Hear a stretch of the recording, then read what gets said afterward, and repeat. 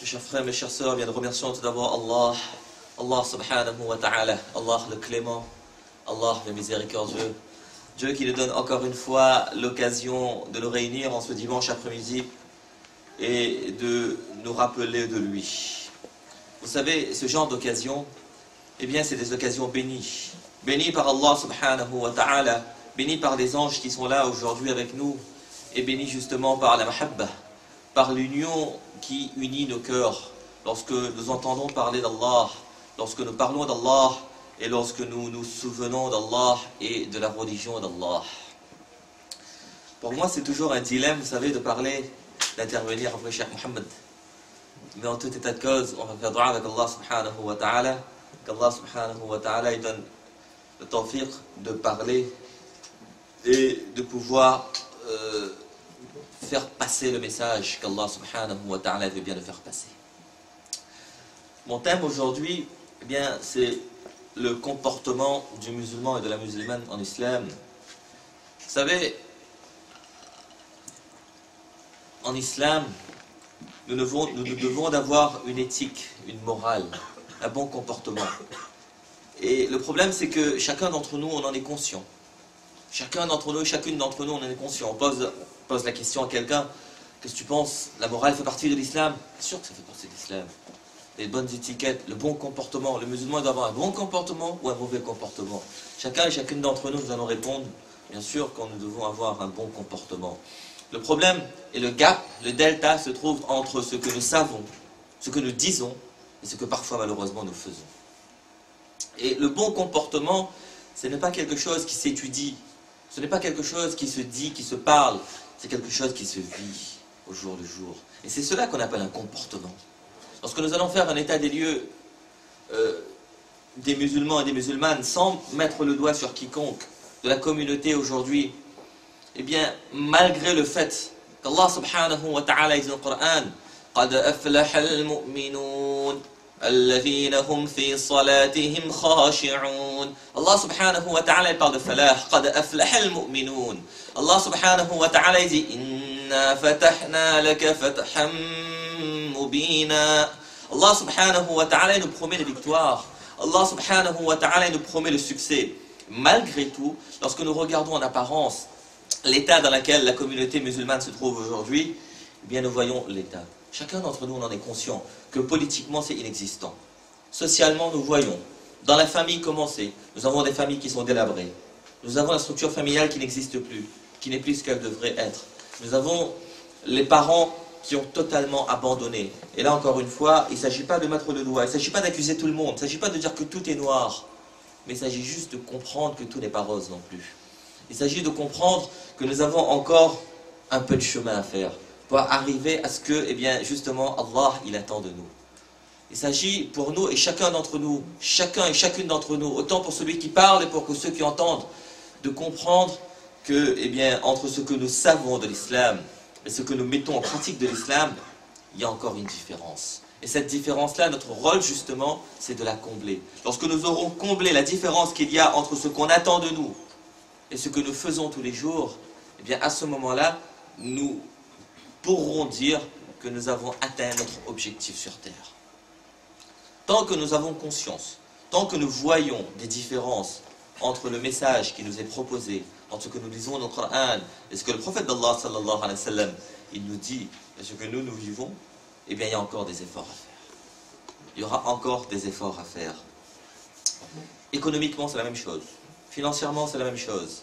Religieusement, le fossé il est encore plus grand de ce que une communauté, plus ou moins dans le bonheur entre guillemets, et la communauté dans laquelle nous vivons aujourd'hui. Laissez-moi vous raconter une histoire pour vous dire que, eh bien, tout n'est pas perdu. Malgré l'état de la communauté, et j'en parle, je ne suis pas défaitiste, je ne suis pas pessimiste, mais je vous dis juste ça pour faire le lien, pour faire le parallèle avec une communauté qu'on connaît très bien, la communauté de Quraysh, la communauté des Sahaba ridwanullahi ta'ala alayhim ajma'in. Cette communauté-là, comment elle était? Dans quel état elle était avant? Avant de prendre à bras le corps le message, avant de comprendre le message du prophète d'Allah sallallahu alayhi wa sallam, eh bien, c'est une communauté pour laquelle Le prophète d'Allah sallallahu alayhi wa sallam nous dit Ashabi kan nujum, que mes sahaba, mes compagnons, ce sont des gens qui sont comme des étoiles. N'importe lequel d'entre eux que vous allez suivre, eh bien vous serez guidés. N'importe lequel d'entre eux que vous allez suivre, eh bien ce seront des guides pour vous, ce seront des étoiles. Comme lorsqu'on n'a plus de lumière, on voit l'étoile et on sait où est-ce qu'il faut partir. Les sahaba, les compagnons du prophète d'Allah, sallallahu alayhi wa sallam, eh bien pour nous c'est exactement la même chose. Malgré tout, lorsque nous regardons quelques années avant, quelques décennies avant cela, avant que le prophète d'Allah sallallahu alayhi wa sallam n'arrive à dire cela, eh bien c'était des gens, et là je ne vise personne en particulier, je vise la communauté en général, c'était des gens, eh bien où est-ce qu'ils étaient? C'était des gens qui étaient considérés comme archaïques, arriérés. Lorsque nous regardons les livres, les historiens nous disent que ce sont des gens qui enterraient leurs filles vivantes. Ce sont des gens qui mettaient plein de statues dans la Kaaba. C'était des gens qui avaient une statue pour chaque chose. C'était des gens qui se prosternaient devant la pierre. C'était des gens qui se battaient tellement, à un tel point, il y a des historiens qui nous disent qu'il y a, après 4 générations, on demande à des gens, pourquoi est-ce que tu t'entends pas avec ton voisin? Il dit, mais je sais pas, mon papa il s'entendait pas avec son papa. Pourquoi? Parce que mon grand-père ne s'entendait pas avec son grand-père. Pourquoi? Parce que mon arrière-grand-père ne s'entendait pas. Et lorsqu'on fait des recherches, eh bien on voit, on s'aperçoit que c'était pour des futilités. Et ces futilités-là, eh bien c'était tellement important à l'époque. Je ne parle pas d'aujourd'hui, on pourrait en parler. À l'époque, c'était tellement important que des futilités, et ça suit des générations et des générations, et qu'on ne s'entend plus entre familles, entre clans, juste parce qu'à une époque, dans ma descendance, eh bien, dans mon ascendant, pardon, eh bien, il y a eu un petit conflit. Aujourd'hui, peu importe la raison, moi aussi je m'entends pas. Moi aussi je tire l'épée. C'était cette communauté. C'est de cette communauté dont on parle. Et après cela, eh bien, le prophète d'Allah, sallallahu alayhi wa sallam, après avoir pris à bras le corps le message du prophète d'Allah, sallallahu alayhi wa sallam, eh bien, c'est pour nous des exemples. À tel point que dans le Coran, Allah subhanahu wa ta'ala, il parle d'eux. Radiyallahu anhum wa radu anhu. Non seulement eux, ils sont satisfaits d'Allah, mais Allah, Dieu, il est satisfait de ces personnes. Comme quoi, il n'y a pas de raison injuste. Il n'y a pas à se dire qu'on ne pourra jamais y arriver. Il n'y a pas à se dire que, de toute façon, malgré tout, le fossé est trop grand. De toutes les façons, eh bien, on est perdu à jamais. Il faut juste se dire que, est-ce que j'en ai envie ? Est-ce que j'ai envie de le faire? Et dans le sujet qui m'est donné aujourd'hui, justement, ça fait partie des fondamentaux. Les bonnes manières, les bonnes étiquettes. On pourrait parler des bonnes manières, comment dirais-je? On pourrait parler des bonnes manières en faisant de grands traités philosophiques, en disant que la jalousie, c'est ça, il ne faut pas être jaloux, et il ne faut pas avoir le hasad, il ne faut pas être en colère, il faut arriver devant les gens avec un sourire sur le visage, etc. On pourrait le faire, ça pourrait se faire. Moi, ce que je vous propose, c'est de le faire à la manière du prophète d'Allah, sallallahu alayhi wa sallam. Le prophète d'Allah, sallallahu alayhi wa sallam, la chose qu'il faut comprendre, c'est que l'islam, ce n'est pas une religion qui est réservée uniquement à une élite. L'islam, ce n'est pas une religion qui est réservée à ceux qui peuvent lire le français, à ceux qui peuvent comprendre un peu, qui sont partis un peu loin à l'école, Sciences Po, et je sais de quoi je parle. Non, non, c'est pas ça. L'islam, c'est une religion qui est valable pour tout le monde. Et ça fait partie des fondamentaux de notre foi et de notre iman. Que celui qui ne croit pas en cela, eh bien, qu'il doit revoir son iman et sa foi. L'islam a été donné à tout le monde, n'importe quelle époque. Que ce soit à l'époque du prophète d'Allah, sallallahu alayhi wa sallam, que ce soit aujourd'hui, jusqu'à Yawm al-Qiyamah, jusqu'au jour du jugement. Si quelqu'un commence à penser que les fondamentaux, que les enseignements de l'islam, ce n'est peut-être plus aussi juste et justifié aujourd'hui, eh bien il y a manquement dans son iman, il y a manquement dans sa foi. Mais à bas de l'islam, c'est que, eh bien je crois que, eh bien la iman, cette foi, elle est toujours d'actualité. Elle sera toujours d'actualité. Peu importe l'époque et peu importe l'endroit. Pays musulman ou non musulman, que je sois en Arabie Saoudite, au Pakistan ou en France, je peux vivre ma foi. Cela fait partie des fondamentaux.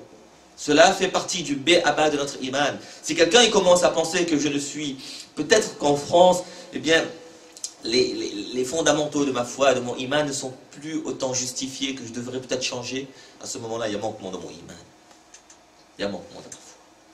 Raconter une histoire pour bien introduire le sujet, l'histoire du prophète d'Allah sallallahu alayhi wa sallam lorsqu'il s'est marié avec son épouse Zaynab radiyallahu ta'ala anha. Après cela, il y a eu walima.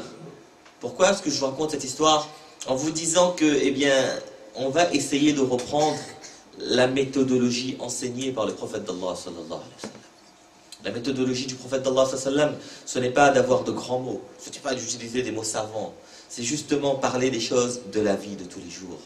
C'est parler avec les événements de la vie de tous les jours et en parler pourquoi? Parce qu'on est en train d'éduquer un peuple. Parce qu'on est en train d'éduquer une communauté. On est en train de prendre cette communauté par la main et on est en train de l'emmener vers l'avant. À l'époque du prophète d'Allah sallallahu alayhi wa sallam, vous le savez comme moi, il y avait des bédouins. Il y avait beaucoup de bédouins, des gens qui n'avaient peut-être pas, entre guillemets, l'éducation des gens de la ville. Et je ne suis pas péjoratif en disant cela. Il y avait des bédouins. Et ces bédouins-là, ils avaient un mode de vie qui n'était peut-être pas le mode de vie, la manière de faire. Vous savez, ils étaient un peu rudes, un peu rugueux dans leur manière de parler, dans leur manière de faire, dans leur comportement. Et donc, il y avait le walima. Le walima du prophète d'Allah sallallahu alayhi wa sallam, c'était comment? Walima, c'est le repas qui se fait juste avant ou juste après, après Nikah, on va dire. Et qu'est-ce qui se passe? Walima, c'est un repas, on va inviter les gens proches, les gens peut-être pas trop proches, on ne va pas inviter uniquement les riches. Le prophète d'Allah, on dit que yud'a ilayha man ya'baha. Walima. C'est que dans le walima, malheureusement aujourd'hui ça se passe souvent entre parenthèses parce qu'on parle de walima, c'est que le walima théoriquement on se doit d'inviter les gens qui sont pauvres. Et dans le walima aujourd'hui, eh bien on invite les gens qui n'ont peut-être pas trop envie de venir. On invite surtout les gens riches. Yud'a ilayha man ya'baha. Les gens qui je vais y aller parce qu'il m'a invité. Bon. Par contre, les gens qui voudraient bien venir, les gens qui ont besoin de manger, les gens qui ne savent pas ce qu'ils vont manger tous les jours, les gens que, si tu les invites, bien sûr qu'ils seront là, les gens un peu plus pauvres, eh bien, à chaque fois, on les oublie. À chaque fois, on les oublie. Ce n'était pas l'habitude du prophète d'Allah sallallahu alayhi wa sallam. Le pire des invitations, de walima ou autre, c'est ces invitations où les pauvres sont oubliés. C'est la pire des invitations qui puisse exister de walima. Donc bref, à cette époque-là, le prophète d'Allah sallallahu alayhi wa sallam, comment dirais-je, il était là, et il y avait le walima. Après le walima, les gens sont venus à tour de rôle, parce que la maison était petite, du prophète d'Allah sallallahu alayhi wa sallam, tour de rôle sont venus. Lorsque le repas est terminé, eh bien les gens sont restés. Les gens sont restés pour parler. Le prophète d'Allah sallallahu alayhi wa sallam, comme tout nouveau marié, les mufassirin nous disent, que les commentateurs du Coran nous disent que, eh bien, après la walima, le prophète d'Allah sallallahu alayhi wa sallam, il vient de se marier. Et Allah subhanahu wa ta'ala, il veut juste nous montrer. Parmi les enseignements d'Allah, dans ce que je suis en train de vous raconter, c'est que des enseignements comme grossiers, mais pas grossiers dans le mauvais sens du terme, des gros enseignements de notre vie de tous les jours. Allah subhanahu wa ta'ala, il a bien vu que le prophète d'Allah sallallahu alayhi wa sallam vient de se marier. Et là, vous êtes venu au walima, il doit aller voir son épouse, et que les gens commencent à s'asseoir, commencent à parler. Le prophète d'Allah sallallahu alayhi wa sallam, dans les tafsirs, on nous dit que le prophète d'Allah sallallahu alayhi wa sallam, il a fait quelques ishara, il a fait quelques signes en disant que c'est bon, maintenant on est fini de manger, allez-vous-en, je vais me marier, qu'est-ce que ça se passe? Mais les gens ne comprennent pas. Les gens ne comprennent pas, les gens s'assoient, les gens ils parlent. À ce moment-là, Jibril, il arrive. Et il envoie un verset du Coran Sharif. Allah subhanahu wa ta'ala dit Wallahu la yastahi min al-haqq. Celui qui est en face de vous, le mahboub, le prophète d'Allah sallallahu alayhi wa sallam, lui, il a une certaine pudeur. Allah subhanahu wa ta'ala, Wallahu la yastahi min al-haqq. Allah subhanahu wa ta'ala vous dit la vérité. Allah dit, vous êtes terminé à manger. Fantashiru, rentrez chez vous. Il est de nouveau marié, il veut rencontrer son épouse. Allez-vous-en. On ne parle pas du prophète d'Allah sallallahu alayhi wa sallam en particulier. Mais là, on parle de la manière de faire en général. Et Allah subhanahu wa ta'ala s'adresse à la communauté entière, la ummat du prophète d'Allah sallallahu alayhi wa sallam. C'est un exemple. Là, dans cet exemple-là, Allah subhanahu wa ta'ala, il nous enseigne une étiquette. Lorsque je vais chez quelqu'un, j'y vais pourquoi? Il m'a invité pour manger, je viens manger, mais je réfléchis au contexte. Là, je ne parle pas du prophète d'Allah, je parle de n'importe qui. Je vais chez quelqu'un, il vient de se marier, et je reste parler. Le repas se termine à 23h, minuit, 1h, 2h, et je ne reste pas parler.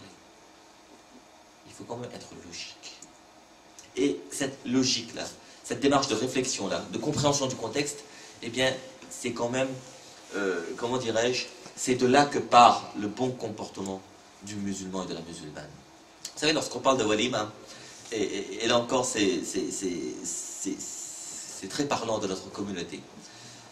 Jabir radiallahu ta'ala, je crois que c'est lui, un sahabi, un compagnon du prophète d'Allah sallam, pour nous montrer l'importance de la walima par exemple. Un jour il arrive, il passe devant le prophète d'Allah sallam, le prophète d'Allah sallam a un signe sur lui, il dit que, hé Jabir, qu'est-ce qui se passe? T'es marié toi? T'es marié? Il dit oui, je viens de me marier, je viens de me marier. Alors le prophète d'Allah sallam, il dit, il a une conversation avec Jabir, mais c'est pas l'objet de notre propos aujourd'hui, il dit que, ben, fais la walima. Fais la walima. Walima c'est quoi? C'est le repas, hein, encore une fois, c'est l'invitation que le nouveau marié il fait aux amis, à la famille et tout, pour célébrer le mariage, pour fêter le mariage. Il fait la walima. Là, Jabir radiallahu ta'ala, dit ok, d'accord, ça marche. Mais les commentateurs, les ulama nous disent que, regardons là, à l'époque, pour les compagnons, c'était qui le chef de la communauté? C'est le prophète d'Allah sallallahu. C'était qui le chef du clan, mais dans le bon sens du terme? C'était le prophète d'Allah sallallahu. Il y a quelqu'un qui se marie. Il y a quelqu'un qui se marie. Et le prophète d'Allah, il n'est pas au courant. Jabir, un disciple, entre guillemets, du prophète d'Allah sallallahu qui s'est marié, qui a fait son nikah, et le prophète d'Allah sallallahu il n'est pas au courant. Imaginons juste, transposons juste cette situation de notre communauté aujourd'hui.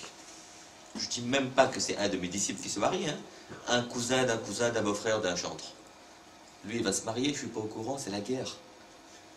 Non seulement je ne suis pas au courant, je ne suis même pas invité. C'est la guerre chez nous. C'est vraiment la guerre. Et le prophète d'Allah, qu'est-ce qu'il nous dit là? Il nous enseigne quoi? Il dit que c'est très bien, tu t'es marié, mashallah, fais la walima. Dans notre communauté à nous, dans nos communautés à nous, pourquoi? Parce que justement, notre base de réflexion, notre manière, comment dirais-je, les bases de notre réflexion ne sont plus ce qu'elles devraient être. À l'époque, le prophète d'Allah, sallallahu alayhi wa sallam, il réfléchissait très loin. Le prophète d'Allah, sallallahu alayhi wa sallam, il n'avait pas cette réflexion que nous avons aujourd'hui. Il ne mettait pas des difficultés dans notre vie de tous les jours. Aujourd'hui, nous nous créons des normes. Nous nous créons nous-mêmes des difficultés. Alors que l'islam, c'est très simple. Et encore une fois, je vous le dis, je l'affirme, que l'islam, c'est fait pour être vécu par tout le monde. L'islam, c'est fait de choses très simples. Lorsqu'on me parle de comportement en islam, lorsqu'on me parle d'étiquette en islam, je pourrais encore une fois vous parler enfin, si j'en suis peut-être même pas capable, de parler de grandes thèses philosophiques à propos de la jalousie du cœur, des différentes sortes de jalousie qui puissent exister, etc. Et moi, ce que je veux vous faire comprendre, c'est qu'on ne doit pas commencer par cela. On doit commencer par les choses très simples. Très très simple. Et c'est ça qui s'appelle les étiquettes en islam. Un jour, quelqu'un, il arrive devant le compagnon du prophète d'Allah, sallallahu alayhi wa sallam, Salman al-Farsi, radiyallahu ta'ala anhu. Il se moque de lui. Il se moque de lui en disant que toi, l'islam, ton prophète là, il t'enseigne même comment faire dans les toilettes. C'est une religion ça. C'est une religion ça. Même dans les toilettes, tout le monde, il t'enseigne comment faire. Et Salman, radiyallahu ta'ala anhu, qui avait bien compris le sens de l'islam, et avec beaucoup de fierté, il dit justement, c'est ça qui fait la différence. C'est justement à cause de ça que je suis fier de mon islam. Parce que mon islam, là, c'est pas un islam, et ça c'est moi qui rajoute, c'est pas un islam qui est fait pour se vivre que le dimanche ou le vendredi. C'est un islam qui se vit tous les jours. Et le prophète d'Allah, il m'a donné un mode de vie. Un mode de vie que même quand je vais aux toilettes, je sais ce qu'il faut faire aux toilettes. Même lorsque je suis dans la salle de bain, je sais ce qu'il faut faire dans la salle de bain. Même lorsque je suis avec mon épouse, avec mon époux, je sais comment me comporter avec mon épouse, avec mon époux. Même avec mes parents, avec mes voisins, musulmans ou non musulmans, avec les animaux aussi. Je sais comment faire avec tous ces gens. Vous savez, il y a des sujets qui sont parfois modernes et qu'on est à milieu de croire que ça existe en islam. L'écologie, par exemple, un exemple tout bête. Il faut préserver les biens naturels, etc.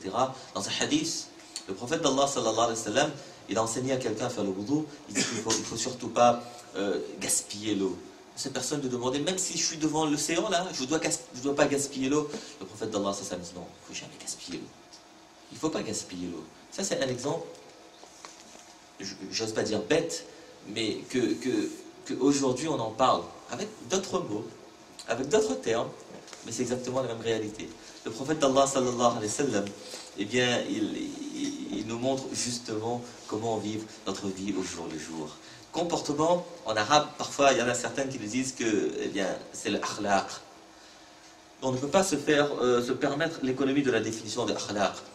Pourquoi? Parce que parfois, eh bien, nous croyons que le akhlaq, le bon comportement du musulman et de la musulmane, c'est juste d'avoir un sourire sur le visage. C'est juste que de venir avec les gens et de ne pas être vulgaire, par exemple. Ou c'est juste d'offrir des cadeaux. Et c'est ça le akhlaq. Ça, c'est juste une des conséquences. Je ne dis pas que ça n'existe pas, hein, mais c'est juste une des conséquences de akhlaq. Le akhlaq, comme le disait le cheikh tout à l'heure pour la taqwa, c'est exactement la même chose. C'est un état d'esprit. Le akhlaq, ça vient du cœur. Les ulama kiram nous disent que eh bien, c'est vraiment un état du cœur qui s'exprime par les gestes et par les faits. Et c'est ça qui s'appelle le akhlaq. Le akhlaq, le bon comportement, ce n'est pas quelque chose de totalement déconnecté de ce qu'on croit dans le cœur, de ce qu'il y a dans notre cœur. Le akhlaq, ce n'est pas que quelqu'un il arrive, et là je vous donne un exemple gros, mais en faisant exprès, ce n'est pas lorsque quelqu'un il arrive devant ma porte, je me dois d'être souriant. Je me dois d'être souriant et je souris avec lui malgré le fait que je me dis dans mon cœur, qu'est-ce qu'il va faire là chez lui? C'est pas ça l'akhlaq. C'est pas ça l'akhlaq. L'akhlaq, c'est quelque chose vraiment qui traduit ce qu'il y a dans notre cœur. Le akhlaq, le bon comportement, eh bien, il existe pour tout le monde. Tout le monde, toute la communauté. La communauté dans sa globalité, mais chaque fard, chaque personne et personnalité de la communauté. Le bon comportement, eh bien, il doit être là, parce que nous, on pense que le bon comportement, il est là uniquement pour ceux qui sont pauvres. Et les riches, eh bien, ils peuvent se permettre d'être rudes, peuvent se permettre d'être rugueux. Les gens qui sont un peu plus importants, entre guillemets, eh bien, ils peuvent se permettre de faire n'importe quoi. En islam, le akhlaq, le bon comportement, il existe pour tout le monde. Chacun et chacune d'entre nous. Exemple magnifique. Chacun d'entre nous, on connaît la personnalité de Omar ibn Khattab, radiyallahu ta'ala. C'était quelqu'un qui était vraiment chaud, on va dire. Il ne faut pas dire rude, il ne faut pas dire dur. C'était quelqu'un que les gens avaient peur de lui. Parce que Omar ibn Khattab, il avait un caractère bouillant. Il n'hésitait pas à tirer son épée à l'époque. Et un jour, lorsqu'il était khalifa, lorsqu'il était le calife de l'islam, deuxième calife de l'islam, il rayonnait, il gérait, entre guillemets, la moitié de la terre. À l'époque de khalifa de Omar ibn Khattab, radiyallahu ta'ala anhu, environ la moitié de la terre était sous son emprise. Par la décision d'Allah subhanahu wa ta'ala. Qu'est-ce qui se passe? Un jour, il est en train de faire khutbah. Un jour, il fait khutbah et donne le sermon. Il y a un bédouin, un villageois, quelqu'un qui arrive de je ne sais où, qui arrive et qui cherche des noises à Omar ibn Khattab. Il dit, Omar. Il est en train de discuter avec Omar. Omar, il est sur son minbar. Il dit, Omar, qu'est-ce que tu fais? Donne-moi des comptes. Il est en train de demander des comptes à Omar ibn Khattab, au régnant, au roi, au ce qu'on veut. Omar ibn Khattab, nous, notre sang ne fait qu'un tour. Tu sais ce que non seulement la personnalité, elle est comme ça, mais en plus, c'est le roi. Et en plus, c'est vraiment le calife de la moitié du monde. Il est en train de gérer la moitié du monde. On prend la carte, la moitié, on le met là. Omar ibn Khattab, radiallahu ta'ala, il gérer ça. Il y a quelqu'un qui lui dit, Omar, il est en train de demander à Omar, est-ce que tu fais des injustices, etc. Omar dit, et si je fais des injustices, qu'est-ce que tu ferais? Alors l'autre, il dit que moi, eh bien, tu vois mon épée là? Tu vois mon épée, mais avec cette épée que je ferai la justice avec toi. C'est avec cette épée que je ferai sauter ta tête. Et là, il s'adresse à qui? Il s'adresse à Omar ibn Khattab, radiallahu ta'ala. Omar ibn Khattab, radiallahu ta'ala, il baisse sa tête, il est content. Il baisse sa tête, il est content. Parce qu'il y a encore des gens dans ma communauté qui peuvent me ramener sur le droit chemin lorsque si je m'égare. Roi, tout roi qu'il est, hein. Attention, qu'on se comprenne bien. Je ne fais aucune allusion à aucun événement. Je ne parle pas de fleurs qu'on nomme jasmin. Je ne parle de rien du tout. Mais je dis juste que dans la communauté musulmane, eh bien, tout roi, n'importe qui, eh bien, chacun d'entre nous, on a toujours des comptes à rendre. Et c'est ça qui s'appelle l'akhlaq, le bon comportement. Ce n'est pas parce qu'on a une position sociale, une position politique ou une position économique différente des autres qu'on doit oublier notre responsabilité de musulmans et de musulmanes. Ce n'est pas parce que j'ai une certaine position, situation dans la société que je ne dois plus avoir ce akhlaq qui doit être l'apparat de chaque musulman et de chaque musulmane. Moi, ce que je vous propose, c'est reprenons les bases, reprenons les choses basiques. Lorsqu'on visite un malade, ça aussi Allah subhanahu wa ta'ala. Vous avez déjà vu, vous? Allah subhanahu wa ta'ala, eh bien, souvent lorsqu'on parle du Coran, eh bien, on oublie ces choses basiques. On oublie, et c'est ça qui s'appelle les étiquettes en islam. Allah subhanahu wa ta'ala, il en parle dans le Coran. Le prophète d'Allah sallallahu alayhi wa sallam, il en parle dans les hadiths. Lorsqu'on visite un malade, bien sûr qu'on veut le consoler. Bien sûr qu'on veut le consoler, si c'est un membre de la famille ou un ami, on va être là pour lui, etc. Mais malgré tout, on doit comprendre le contexte. Malgré tout, on nous demande de ne pas rester longtemps. Malgré tout, il ne s'agit pas d'aller voir le malade. Le malade, il vient de se faire opérer, il est fatigué et tout. Et nous, on vient. Et vous savez comment ça se passe dans notre communauté. Et nous, on vient. Il y en a un qui vient, l'autre qui vient, la cousine qui vient, tout le monde qui vient. Et là, on dit tout le monde dans la chambre de l'hôpital. Le pauvre malade, s'il vous plaît. C'est là, il y en a un, j'ai vu en Afrique du Sud, le malade, on est allé rendre visite à un malade. Tellement il n'en pouvait plus. Il n'en pouvait plus. Il a dit à la personne était en train de s'asseoir, il dit, can you kindly, est-ce que tu peux, s'il te plaît, fermer la porte de dehors, par dehors, from outside. Le mec était... Ok, d'accord. Va-t'en, s'il te plaît. Je suis fatigué, laisse-moi me reposer. Ça aussi, ça fait partie. C'est pas juste quelque chose que je suis en train de vous dire. Ça fait partie aussi des enseignements de l'islam. Le prophète d'Allah sallallahu alayhi wa sallam dit, lorsque vous entrez auprès d'un malade, je suis désolé hein, si vous vous attendiez à un discours un peu supersonique, on va rester terre à terre. Hein. Lorsqu'on entre, lorsque vous arrivez chez un malade, eh bien, il ne s'agit pas pour nous, il faut juste, comment dirais-je, le prophète d'Allah sallallahu alayhi wa sallam dit, donnez-lui de l'espoir. Bien sûr, il faut donner de l'espoir, il faut dire de bons mots. La ba'sa tahurun, incha'Allah. Dès que tu vas avoir la santé, incha'Allah, et que tu vas avoir longue vie, incha'Allah, il faut lui donner dua. Dans ce sens, il faut l'encourager dans ce sens. Mais il ne faut pas dire, nari. Comment vous dites? Nari, neri, neri. Mala neri. En plus, neri, je ne suis même pas sûr que c'est autorisé en islam de le dire, mais bon, peu importe. Ça se dit. C'est pas ça. C'est que, encore une fois, je vous raconte une histoire que j'ai vécue, que j'ai vue. Un frère musulman qui vient rencontrer quelqu'un qui est malade. Il est malade au pied, à la jambe. Il vient de se faire opérer à la jambe, le pauvre. Je ne sais pas quoi, je ne sais plus quoi. Alors nous on est là. Il y a un groupe de gens qui sont venus le voir. On est en train de dire qu'Inch'Allah, là-bas, Inch'Allah, ça va bien se passer, etc. Il y a une personne qui arrive et qui dit, oh, c'était un oncle à lui. Il dit que, qu'est-ce qui se passe? Qu'est-ce que tu as? Il dit, oui, mais je crois que c'est une grande graine, ou je sais pas quoi, dans la jambe et tout. Yeah, d'accord, je crois que c'est à cause de ça que l'autre là il est décédé la semaine dernière. Là, il est venu réconforter, histoire vraie, hein, histoire véridique. Hein. Il est venu réconforter le malade là, en disant que le pauvre il n'a pas fait exprès, il l'a pas fait exprès, mais en même temps il n'a pas eu le comportement que devrait avoir un musulman. Le musulman et le musulman, lorsqu'il vient réconforter un malade, il le fait dans un temps très bref et il s'en va. Parce que ça, c'est pas le moment où il faut s'asseoir. C'est pas le moment là où on doit parler politique, économie et élections présidentielles qui va arriver. Non, non, non. Ça, c'est le moment où on vient rendre visite au malade et puis on part. Parce que psychologiquement, lorsque le malade, eh bien, il va y avoir une personne, deux personnes, trois personnes qui vont lui dire là-bas, Inch'Allah. Ça va passer, Inch'Allah. Ça va aller, Inch'Allah. Eh bien, parce qu'il y en a un, il y en a deux, il y en a trois, eh bien, à ce moment-là, Inch'Allah, ça va aller beaucoup mieux déjà. Déjà, dans sa tête, ça va aller beaucoup mieux. Mais si là, on est en train de parler de tous les malheurs de la société, ça va pas aller. Ça va pas aller. C'est pas moi qui le dis. C'est les enseignements du prophète d'Allah sallallahu alayhi wa sallam. Ce jour-là, je vous promets qu'on ne savait plus où mettre notre tête. Il arrive, il dit, ouais, l'autre il est décédé de ça la semaine dernière, je crois. Lorsqu'on arrive chez quelqu'un, on a besoin de parler. Aujourd'hui, le téléphone, c'est pareil. Le téléphone, c'est pareil. On appelle, allô, salam alaikum, et on commence à débiter. On arrive chez quelqu'un, alors que l'enseignement du prophète d'Allah, sallallahu alayhi wa sallam, direct ou indirect, c'est déjà de demander, tu as du temps à me donner? Je prends le téléphone, j'appelle, salam alaikum. Ça peut être mon frère, ça peut être mon épouse, ça peut être qui je veux. J'ai besoin de 10 minutes, j'ai besoin de 2 minutes, j'ai besoin d'une minute, j'ai besoin d'une demi-heure, j'ai besoin d'une heure. Parce que parfois, après même les personnes les plus proches, on a beaucoup de mal à raccrocher. Beaucoup de mal à raccrocher. Quelqu'un vient chez toi, peu importe l'heure. Dans le Coran, Allah subhanahu wa ta'ala nous parle de l'heure où on peut visiter les gens. Et quelqu'un, il arrive, ok, c'est bon, vas-y, viens. Et bien, il reste là, il ne veut plus partir. Que ce soit au téléphone ou que ce soit à la maison. Il y a un cher, je me rappelle d'un cher qui était mon professeur, il lui avait demandé pourquoi est-ce que tu ne prends pas le téléphone portable. À l'époque, c'était le GSM, c'était tout nouveau, tout beau. Et pourquoi est-ce que tu ne prends pas le GSM? Il dit, je te dis quelque chose, c'est à cause du GSM que je suis tombé malade et que mon ventre me fait mal. Je dis, pourquoi?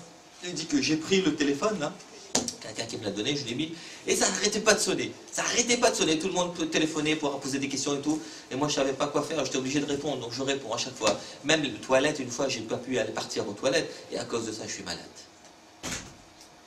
On ne sait plus quoi faire. Et c'est justement parce que, eh bien, ce sont les choses basiques. Les choses basiques dans notre comportement qui font qu'aujourd'hui, on a perdu ce bon caractère que se doit d'avoir un musulman. Lorsqu'on va chez quelqu'un,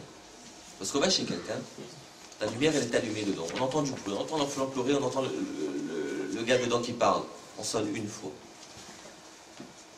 on sonne 2 fois, maximum on va sonner 3 fois, puis on part.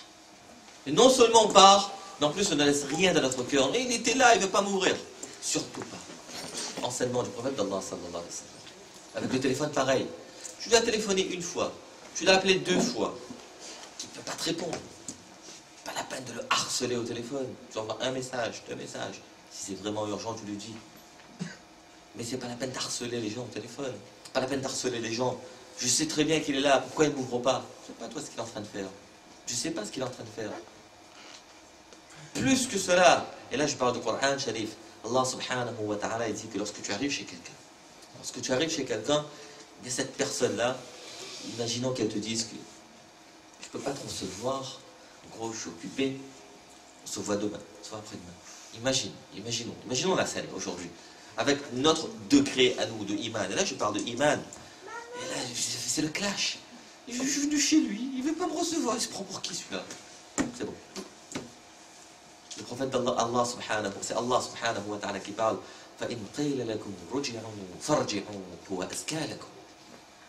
Si on te dit repars, c'est plus purifiant, c'est plus pur pour vous. Et dans le tafsir, pour vous et pour lui aussi. Imaginons les enseignements. Et là, je parle du Coran. Le Coran, c'est le livre qui est le livre d'enseignement, qui est en train de nous parler, qui est en train de nous dire, qui est en train de nous raconter. Lorsque tu vas chez quelqu'un, eh bien, donne-lui l'occasion de te dire, si c'est pas le moment, c'est pas le moment, tu repars. Mais surtout, tu ne penses à rien du tout. Et ça doit se décliner dans toutes les sortes de notre relation. Tu appelles quelqu'un, écoute, je suis occupé, tu me rappelles, ou quelque chose comme ça. On ne doit pas avoir quelque chose dans notre cœur après. Ça fait partie des bases de notre éthique. Aujourd'hui, le monde, il est devenu village. On nous dit que, devenu village, je peux accéder à la Chine, au Japon, en quelques clics, c'est bon. Mais est-ce que vous croyez vraiment que ce monde-là est devenu village et qu'on se connaît mieux? Est-ce que vous croyez vraiment, et vous qui avez le malheur d'habiter à Paris, est-ce que vous croyez vraiment que les gens se connaissent à Paris? Combien d'entre nous ici, enfin, ceux qui habitent dans la banlieue, peut-être parfois mieux, est-ce que vous connaissez vraiment vos voisins? Pour ceux qui habitent dans les appartements, c'est pire. Je vous raconte une histoire. C'est pendant le mois de Ramadan, là, quelqu'un qui arrive tout droit de la Réunion, une dame, a fait, dans le mois de Ramadan, l'habitude c'est de donner des plats de gâteaux lors du ftour aux voisins. Et donc, je ne sais pas si c'est bêtement ou innocemment, frapper à la porte du voisin. J'envoie un musulman qui dit oh, qu'est-ce qui se passe là? 18h, 19h, il y a un musulman qui... Le monsieur, là, il a fait un recul comme ça. Il dit oui, je suis juste de quelque chose. Il a pris, il dit oui, c'est pourquoi, c'est pour qui, comment? Non, c'est pour vous. À quelle occasion? Qu'est-ce qui se passe? Comme ça? Pas d'occasion? Ah, d'accord, merci. Et ça s'est passé en septembre 2009. Jusqu'aujourd'hui. Tous les jours, on le voit. J'oublierai jamais le plat de gâteau. Parce que c'est quelque chose de ajib. C'est quelque chose qui ne se passe jamais. Alors que c'est le béaba de la vie du musulman et de la musulmane. Oui ou non? Le voisin, le prophète d'Allah sallam, il dit qu'on a tellement mis d'emphase sur les droits des voisins, musulmans ou non musulmans, hein, c'est pas ça qui compte. Hein. On a surtout non musulmans, je veux dire, je me permets de rajouter. On a tellement mis d'emphase sur les droits des voisins avec moi qu'à un moment donné, je croyais que même eux, ils auraient hérité, ils auraient fait partie des héritiers, tellement que Allah subhanahu wa ta'ala il a mis de l'emphase sur les droits des voisins. Comme Allah il a mis l'emphase sur les droits des parents, des enfants, etc., de la famille, il y a tellement d'emphase sur les droits des voisins. Vous savez, le bonjour dans les cages d'escalier ou dans l'ascenseur, c'est pas en option chez nous. Ah bonjour, bonjour. Ah, parce qu'il n'a pas de barbe, il n'est pas musulman, il a des armes, non, bonjour. C'est pas en option. Je suis désolé de vous parler de ça, hein, mais c'est des choses qui existent chez nous. Des choses qui existent tellement, qui sont tellement profondément ancrées chez nous qu'on a du mal à extirper parce qu'on a tellement oublié. Parce qu'on rentre dans la cage d'escalier, il y a des gens qui sont là, jeunes ou moins jeunes. Bonjour. Aujourd'hui, lorsqu'on dit bonjour dans les rues de Paris, les gens nous regardent comme ça. Je vous le promets, hein, faites l'expérience. Ah, pas aux jolies filles quand même. Hein. Mais dites bonjour et vous allez voir comment ça va se passer. C'est vraiment des choses qui n'existent plus chez nous. Et l'exemple doit justement venir du musulman et de la musulmane. L'exemple doit venir du musulman et de la musulmane. Parce que nous, ça nous a été enseigné. Ça fait partie de notre foi et de notre iman. Ça fait partie des enseignements de notre prophète. On dit notre prophète, Mohammed, sallallahu alayhi wa sallam. Et ça fait partie de ces enseignements. Là, je vous parle de versets du Coran. Je ne suis pas en train de parler d'un tel auteur qui a dit ça. Là, c'est le Coran. Le Coran, il le dit. Mais ça fait partie des enseignements. Vous savez, une fois, Allah subhanahu wa ta'ala, il veut nous guider. Il veut nous guider. Et parfois, lorsqu'on lit le Coran de loin, comme ça, la traduction du Coran, tu dis, oh là là, comment ils étaient ces gens-là, que pour Allah, il est obligé de parler d'eux dans le Coran comme ça. Eh bien, je parle des Bédouins. Comment ils étaient ces Bédouins? Comment ils étaient, entre guillemets, grossiers? Passez-moi le terme. Donc Allah, il parle d'eux comme ça dans le Coran. Oh là là. Mais faites l'analogie avec nous, avec notre comportement aujourd'hui. Vous allez voir que nous ne sommes pas très loin derrière. Devant, derrière, je ne sais pas. Alors, une fois, il y a des gens qui sont venus dans les Hudaybiyah, je ne sais plus. Lorsque le Bédouin, il a appelé Mohammed. Mohammed, quelqu'un, il arrive devant la maison du prophète d'Allah, sallallahu alayhi wa sallam. Il y a plusieurs chambres. Et il arrive dehors, il ne sait pas trop. Le prophète d'Allah, sallallahu alayhi wa sallam, est en train de se reposer. Il ne sait pas trop, ils ne savent pas trop où est-ce qu'il était en train de se reposer. Alors ils sont dehors comme ça, il dit Hé Mohammed, hé Mohammed. Alors qu'à l'époque, Mohammed, sallallahu alayhi wa sallam, c'était quand même le prophète d'Allah, sallallahu alayhi wa sallam. Est-ce que vous vous imaginez, allez, je n'ose même plus prendre d'exemple de rois qui existent dans le monde arabe, parce que après c'est un peu pernicieux, mais bon. Il y en a un qui reste, je sais pas. Bon. Et Foulan, lui le roi, et j'arrive devant son palais, et oh, oh, oh. Non, ça marche pas, c'est pas comme ça que ça se passe. Allah subhanahu wa ta'ala, lui-même, il ne parle jamais au prophète d'Allah, comme cela. Allah subhanahu wa ta'ala lui-même, eh bien, il n'appelle pas Muhammad sallallahu alayhi wa sallam par « Eh Muhammad ». Allah subhanahu wa ta'ala, il appelle tout le monde. « Ya Ibrahim, a'rid an hadha, wa ma tilka biyaminika ya Musa, ya Yahya khudil kitaba biquwwah, ya Isa ibn Maryam, a'anta qulta linnas, ya Nuh uhbit bisalamin minna wa barakat ». Allah subhanahu wa ta'ala appelle tous les prophètes par leur nom. Mais quand il arrive autour du prophète Mohammed sallallahu alayhi wa sallam, Allah il met des gants. Passez-moi l'image. Allah subhanahu wa ta'ala, il prend des précautions parce que c'est le mehboub. Parce qu'Allah subhanahu wa ta'ala il dit Ya ayyuhan nabi, Ya ayyuhal muzammil, Ya ayyuhal muddathir, Ya ayyuhal rasoul. Allah subhanahu wa ta'ala l'appelle par son titre. Parce que lorsque quelqu'un il est docteur, on l'appelle docteur. Allah subhanahu wa ta'ala il a tellement donné de valeur, de hauteur au prophète d'Allah sallallahu alayhi wa sallam, le meilleur des hommes, qu'Allah subhanahu wa ta'ala l'appelle par son titre. Muddathir, Rasoul, Nabi.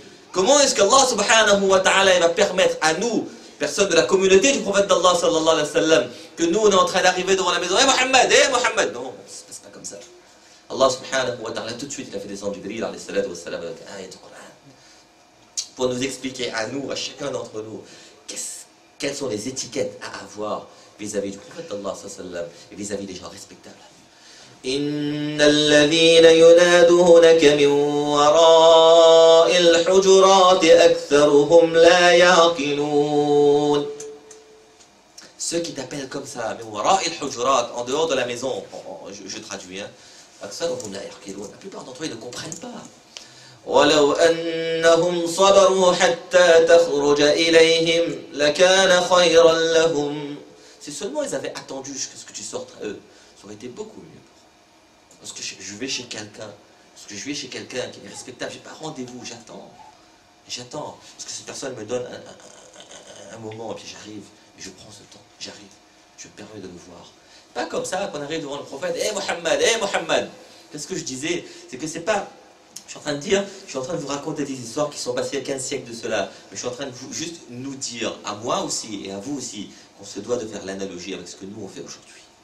Vous savez l'histoire de Hudaybiya. Hudaybiya, c'est une histoire unique. Hudaybiya, pour ceux qui savent, c'est une histoire unique dans l'islam, dans la sirah.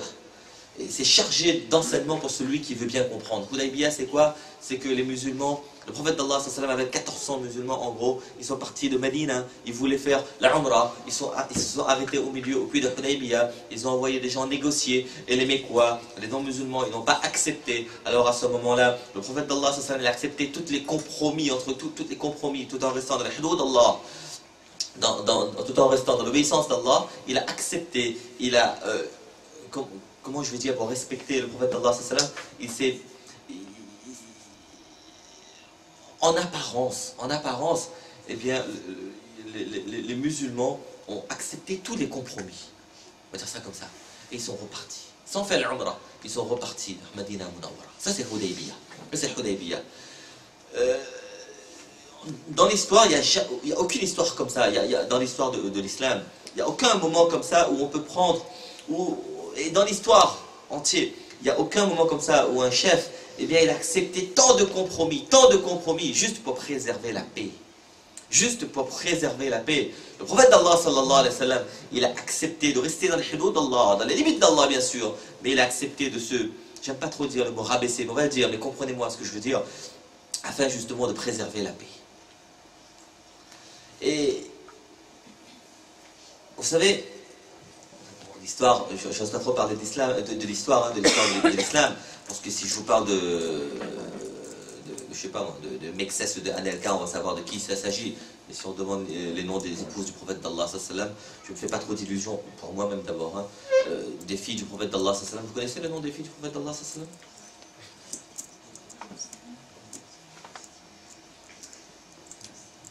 Ruqayya, Fatima, Zainab, quatrième, on aura retenu ça aujourd'hui, c'est bon. Les 4 filles du prophète d'Allah sallallahu alayhi wa sallam. Les épouses, il y en a un peu plus, on ne va pas. Mais Inch'Allah, la prochaine fois, Inch'Allah. Eh bien, qu'est-ce que je voulais dire par là? C'est que le prophète d'Allah sallallahu alayhi wa sallam, il a décidé d'accepter tout, de tout accepter. Et à un moment donné, dans la négociation, le prophète d'Allah sallallahu alayhi wa sallam, il appelle Omar. Ça veut dire que, on se reprend, voyons bien l'image. Ils ont quitté Médine, ils voulaient aller à Mecca, ils sont restés au milieu, juste à côté de Mecca, à Hudaybiya, et là ils vont essayer de négocier. On veut juste faire Umrah, on veut juste aller à la Kaaba, faire Umrah, faire le Tawaf, faire Umrah, etc. et repartir. On ne veut pas la guerre, on ne veut pas s'installer à Mecca, on veut juste faire Umrah. Alors il appelle Omar. Le prophète d'Allah dit Omar, viens là. Est-ce que je ne veux pas y aller, toi, et négocier pour nous? Omar radiallahu ta'ala vous dit écoute, tu me connais très bien. Tu sais comment je suis chaud bouillant. S'il y en a un qui me met devant moi, entre moi et la Kaaba, je lui coupe le tranche la gorge. Donc je ne veux pas, moi non plus, faire sauter la tête de quelqu'un alors que ce n'est pas le but. Tu me connais. Est-ce que tu ne voudrais pas plutôt envoyer Osman, radiallahu ta'ala, beaucoup plus sage, beaucoup plus doux que moi? Le prophète d'Allah s'est dit ok, on va envoyer Osman, radiallahu ta'ala. Alors le prophète d'Allah, en plus, le prophète d'Allah, il connaît très bien, il connaissait très très bien la personnalité de tout un chacun. On ne va pas entrer on va pas commencer à ouvrir d'autres parenthèses, c'est peut-être ce qui nous manque aujourd'hui, de connaître la personnalité de tout un chacun, les compétences de tout un chacun dans la communauté musulmane. Le prophète d'Allah, il envoie Osman, radiallahu ta'ala. Et Osman, radiallahu ta'ala, il arrive à Mecca. C'était quelqu'un très respecté. Il arrive à la Mecque, très respecté. Il y avait Osman, radiallahu ta'ala, et Abu Bakr Siddiq, radiallahu ta'ala, qui étaient quand même des gens très respectés, même vis-à-vis des non-musulmans. Même vis-à-vis de ceux qui n'avaient pas iman, eh bien, ils étaient très respectés dans la communauté. Alors il dit à Osman, radiallahu ta'ala, il dit Osman, écoute, on va pas accepter la négociation. C'est les non-musulmans qui parlent à la Mecque. Ils disent qu'on ne va pas accepter que vous veniez faire Umrah, pour nous, c'est pas possible. Mais toi, comme tu es là, vas-y si tu veux, fais ton Umrah sans problème, on va te laisser faire, vas-y repars. Dans ce contexte-là, à ce moment-là, il y a des rumeurs qui sortent de la Mecque. Des rumeurs qui sortent de la Mecque disent que voilà, on a assassiné Othman, on est en train de préparer la guerre et tout, on est en train de faire tout cela. Dans ce contexte-là, hein, ce que je veux mettre en évidence avec vous, c'est, on n'oublie pas notre fil, c'est le akhlaq des musulmans et des musulmanes. Les musulmans, ils commencent à devenir enragés, dans le sens étymologique du terme, parce qu'il y a un émissaire qui aurait été assassiné par les Mécois. Il y a des émissaires, il y a des envoyés de la Mecque qui arrivent, parce qu'il y a des émissaires des deux côtés. Il y a des envoyés qui arrivent vers Hudaybiyah pour discuter avec le prophète d'Allah sallallahu alayhi wa sallam. Dans les livres d'histoire, ils disent que dans ce contexte-là, dans ce contexte passionnel, émotionnel, énorme, où les musulmans voulaient aller faire Umrah, et que les non-musulmans empêchaient l'accès à la Mecque, l'accès à la Kaaba, et qu'on était en train d'entendre que peut-être que Othman a été assassiné par ces gens-là. Ces gens-là, ils viennent voir le prophète d'Allah sallallahu alayhi wa sallam. Wallah mes frères, wallah mes soeurs, regardez les livres d'histoire, on nous dit qu'au moins 5 personnes de ces émissaires, uniquement en regardant le comportement des musulmans et des musulmanes, eh bien, ils ont embrassé l'islam. Dans ce comportement, dans ce contexte-là, dans son contexte de presque, on était presque en guerre. C'est des gens qui viennent négocier, uniquement en regardant le comportement, parce qu'ils sont restés quelques jours, quelques heures avec les musulmans. Ils ont juste vu le comportement des musulmans et des musulmanes, et ça a été la plus grande da'wah qui ait existé, qu'ils puissent avoir chez eux. Au minimum 5, je ne sais pas s'il y en a eu plus, au minimum 5 personnes, eh bien, ils ont embrassé l'islam. Ce que je veux dire par là, regardons le contexte, hein, et voyons ce que doit être le comportement du musulman et de la musulmane. Ce n'est pas parce que lorsque je suis bien, j'ai un visage souriant, et lorsque tout va bien, à ce moment-là, accessoirement, je commence à mettre en pratique les enseignements de l'islam. Les enseignements de l'islam, c'est partout, c'est tout. Et si vraiment on avait réussi à mettre en pratique les enseignements de l'islam, ce n'est pas un débat sur l'islam qu'il aurait fallu. C'est justement un séminaire pour comment prendre du bon caractère des musulmans et des musulmanes. Parce que le musulman et la musulmane, justement, ça doit être le modèle de bon comportement. Parce que le musulman et les musulmanes, c'est vraiment, il doit suivre les enseignements du prophète d'Allah sallallahu alayhi wa sallam, et bien à ce moment-là, elle aurait été un modèle de comment faire. En Coran Sharif, Allah subhanahu wa ta'ala, il dit Ya ayyuhalladhina amanu, alaykum anfusakum, لا يضركم من ضل إذا اهتديتم إلى الله مرجعكم جميعا فينبئكم بما كنتم تعملون. Allah subhanahu wa ta'ala dit, ô vous qui avez cru, ô vous croyants, alaykum anfusakum. Je traduis de ma traduction à moi. Occupez-vous de vous. Alaykum anfusakum. Faites gaffe à vous-même. Chacun d'entre nous, on doit prendre sa responsabilité. Je dois m'occuper de moi, de ma spiritualité, de mon comportement vis-à-vis des gens et vis-à-vis d'Allah subhanahu wa ta'ala. Et après cela, lorsque vous aurez été guidé par Allah, lorsque vous aurez complété votre processus de iman, lorsque l'iman sera bien ancré dans votre cœur, la yadurrukum man dall. Personne, des gens qui n'ont pas été guidés, des mécréants, ils pourront vous causer du tort. Ni le discours, ni les débats, ni rien du tout. Parce que justement, vous aurez été, je n'ose pas dire le mot, blindé par justement par l'iman. Et vous avez bien compris la profondeur de l'iman dans le comportement et aussi dans la croyance. Cherchons nos responsabilités d'abord. Regardons nos responsabilités d'abord. Est-ce qu'il n'y a pas là une responsabilité de voir notre iman vis-à-vis des autres? Croyez-moi, ces gens-là, ils sont entrés en tant qu'émissaires et sont repartis en tant que musulmans. Le musulman, il se doit d'être digne et respectueux. Même dans des conditions difficiles comme Hudaybiyah. Les Sahaba radiallahu ta'ala, ils ont su garder le akhlaq. Le musulman, ça ne repousse pas. Le musulman, ça embrasse. Le musulman, ça ne repousse pas. Le musulman, s'embrasse. Le musulman, c'est un bon comportement. Le leitmotiv, je disais à un frère dernièrement, Le leitmotiv du musulman, ce n'est pas Za'ma, c'est Khouya. Le musulman, c'est pas ça. C'est pas celui, lorsqu'on parle du musulman, communauté, ça fait peur. C'est bien de se défendre. C'est bien de dire, attends, ils sont en train de stigmatiser. C'est bien, il faut le faire. Mais il faut aussi parfois se remettre en cause nous-mêmes. Qu'est-ce qu'on nous demande de faire? Et qu'est-ce qu'on est en train de faire? Qu'est-ce qu'on nous demande de faire? Et qu'est-ce qu'on est en train de faire? Alors qu'Allah subhanahu wa ta'ala, il a promis, après tout ça, Allah subhanahu wa ta'ala, il a dit, lorsqu'ils sont repartis de Hudaybiyah sans faire la Umrah, Allah subhanahu wa ta'ala, pas seulement à cause de ça, mais aussi à cause de ça. Inna fatahna laka fathan mubina liyaghfira laka Allahu ma taqaddama min dhanbik. Allah subhanahu wa ta'ala, il a promis une victoire éclatante. Moi je ne parle pas de victoire belliqueuse, hein, un succès éclatant.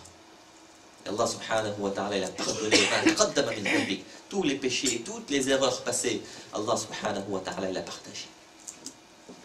Malgré tout ça, eh bien, ils ont pu contrôler leurs émotions. Les gens qui s'assoient à côté du musulman, eh bien, ils ne fuient pas. Les gens qui s'assoient à côté d'un musulman ou d'une musulmane, eh bien, ils sont absorbés par le bon comportement du musulman et de la musulmane. Ça, c'était le mode de vie du prophète d'Allah sallallahu alayhi wa sallam. Si quelqu'un nous demande aujourd'hui, mon frère, est-ce que l'islam c'est une religion de paix? On pourra faire littérature, on pourra tout faire, on pourra dire dans le Coran Sharif c'est écrit ça, c'est écrit ça. Le Coran Sharif, qu'est-ce qui est écrit? وَعِبَادُ الرَّحْمَنِ الَّذِينَ يَمْشُونَ عَلَى الْأَرْضِ هَوْنًا وَإِذَا خَاطَبَهُمُ الْجَاهِلُونَ قَالُوا سَلَامًا. On pourra dire les ayats du Coran Sharif comme ça. Il y en a beaucoup. De hadiths du prophète d'Allah sallallahu alayhi wa sallam. Le musulman il se bat pas. Le musulman il est calme. Le musulman il n'est pas orgueilleux. Le musulman il parle pas gros, il parle pas fort comme ça. Le musulman il est doux. Le musulman il est comme ça. Le musulman il est comme ça. En théorie ça existe. En théorie ça existe. On pourra le dire. On pourra prouver que l'islam c'est vraiment une religion de paix. On pourra prouver que l'islam c'est vraiment une religion de justice. Mais si quelqu'un vous demande, ok d'accord, mais les musulmans, est-ce que ce sont des hommes et des femmes de paix? Les musulmans et les musulmanes, est-ce que ce sont vraiment des hommes et des femmes de justice? La meilleure contre-publicité de l'islam qu'on a aujourd'hui, wallah, c'est les musulmans et c'est les musulmanes. Il ne faut pas aller voir chez les voisins. Regardons-nous nous-mêmes. Il faut absolument mettre de l'éthique, de la morale. Et ce ne sont pas que des mots, des étiquettes dans notre vie. Prenons les exemples que nous avons. Prenons les exemples de Sahaba radiallahu ta'ala anhum que nous avons.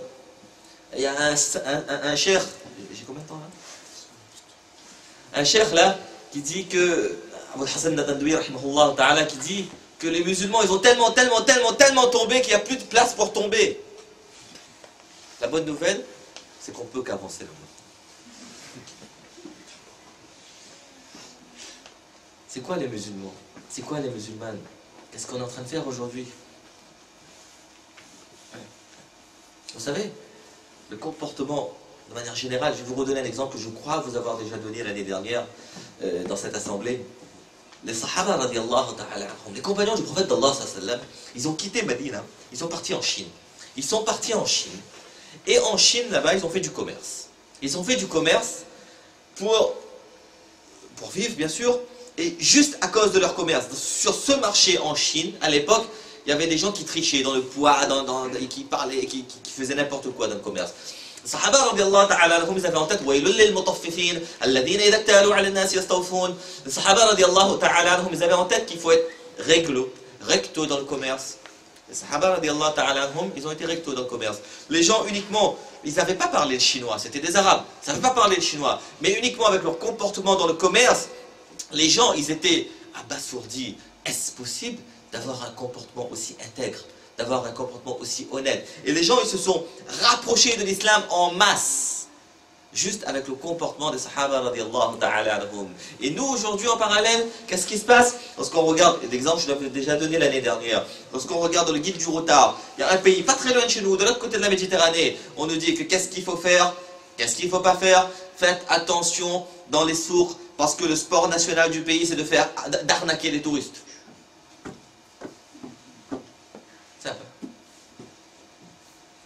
Le sport sport national des sourds dans des pays musulmans, c'est d'arnaquer les touristes. Je sais pas, mais... voyez. Le prophète d'Allah sallallahu alayhi wa sallam, il appelle les non-musulmans. Il dit que est-ce qu'il est sur la colline comme ça à Arafat, je crois, Arafat. Il dit que si je vous dis qu'il y a des ennemis derrière, si je vous dis qu'il y a des ennemis derrière, est-ce que vous me croyez? Les non-musulmans, ils disent que bien sûr, Antal Amin, bien sûr, tu es le véridique, bien sûr qu'on te croit. Le prophète d'Allah sallallahu alayhi wa sallam, malgré le fait qu'en apparence tu es contre nous, etc., c'était au début de l'islam. Après, qu'est-ce qui se passe lorsqu'il fait la hijra? Le prophète d'Allah sallallahu alayhi wa sallam, il fait la hijra de Mecca à Medina Munawwara. Il y a tous les musulmans sont partis. Le prophète d'Allah sallallahu alayhi wa sallam, Abu Bakr Siddiq radiallahu ta'ala anhu, ils sont en train de partir. Qu'est-ce qui se passe? Il laisse Ali radiallahu ta'ala anhu derrière. Les historiens nous disent pourquoi est-ce qu'on laisse Ali derrière? Parce qu'il y a des amana, parce qu'il y a des gens qui ont mis des dépôts gardés. À l'époque, il n'y avait pas de banque. Heureusement, malheureusement, je ne sais pas. Il n'y avait pas de banque. Donc, on mettait l'argent avec les gens de confiance. La personne de confiance à l'époque à Mecca, c'était qui? Le prophète d'Allah, sallallahu alayhi wa sallam. Malgré le fait que les gens le considéraient comme leur pire ennemi. Malgré le fait qu'il n'y avait que des non-musulmans qui restaient. On a laissé Ali radiallahu ta'ala anhu pour rendre aux gens, pour rendre aux ennemis de l'islam, pour rendre aux non-musulmans ce qu'ils avaient déposé en dépôt auprès du prophète d'Allah, sallallahu alayhi wa sallam. Ça, c'est l'intégrité que nous demande d'avoir l'islam. Ça, c'est l'honnêteté que nous devrions avoir. Ça, c'est l'image que nous demande d'avoir le prophète d'Allah sallallahu alayhi wa sallam. Aujourd'hui, qu'est-ce qui se passe? Tu veux faire du business avec un beurre? Non. Après, on est en train de se dire que pourquoi est-ce qu'ils nous en veulent tant? Ça, c'est le comportement que nous devrions avoir. Le prophète d'Allah sallam, dans sa mission sociale, qu'est-ce qu'il a pu faire? Au début, il y avait des gens qui venaient de partout, des gens qui étaient riches, des gens qui étaient pauvres, des gens qui venaient de l'extérieur. Salman Farsi radiallahu ta'ala anhu, il n'était pas arabe. Bilal radiallahu ta'ala anhu, il n'était pas arabe dans le premier sens du terme. Alors, à ce moment-là, ils arrivent. Abu Bakr Siddiq radiallahu ta'ala anhu, il était très riche. Osman radiallahu ta'ala anhu, il était très riche. Et il y avait des gens comme Abu Huraira radiallahu ta'ala qui n'étaient pas très riches. Ces gens-là, ils se sont réunis. Et ces gens-là, ils s'assoient ensemble. Ces gens-là, maintenant, on ne fait plus de différence entre l'origine sociale. Aujourd'hui, eh bien, qu'est-ce qui se passe? C'est que tous ces gens-là, eh bien, ils ont été élevés par Allah subhanahu wa ta'ala. Radiallahu anhum wa radu anhu. Parce qu'on n'a pas fait de différence entre leur origine sociale. Parce qu'on n'a pas fait de différence. Mais dans la communauté que nous demande d'avoir le prophète d'Allah sallallahu alayhi wa sallam, c'est pas l'argent qui fait la différence, c'est le taqwa. Allah subhanahu wa ta'ala dit dans le Coran Sharif, Inna akramakum inda Allahi atqakum. C'est vraiment la taqwa, et pour finir, pour conclure comme Cheikh il a fait, que c'est vraiment la taqwa qui doit faire la différence entre vous. Ce n'est pas celui qui a plus d'argent, ce n'est pas celui qui a plus de ça, ce n'est pas celui qui a plus de pouvoir, non. C'est celui qui a la taqwa. Et cette taqwa ne peut que se traduire par le bon comportement dans la communauté, avec les frères et les sœurs musulmans et musulmanes, et avec ceux qui ne sont pas musulmans. Tant que nous ne pourrons pas avoir ce bon comportement-là, sans se défaire de notre iman, mais c'est justement la demande de iman qui nous demande d'avoir. C'est cet iman qui nous demande d'avoir de bons comportements. Lorsque aujourd'hui on nous demande qu'est-ce qui est le plus grand frein à l'information sur l'islam, on va répondre tout naturellement, c'est les musulmans. Allah subhanahu wa ta'ala tawfiq de comprendre, de mettre en pratique. Désolé, je parle d'abord vraiment pour moi-même, pour que nous puissions prendre conscience de la léthargie dans laquelle se trouve la communauté musulmane aujourd'hui, et que arrêtons de nous plaindre et prenons-nous en main, Inch'Allah. Amin wa akhiru da'wana alhamdulillahi rabbil alamin. Jazakumullah.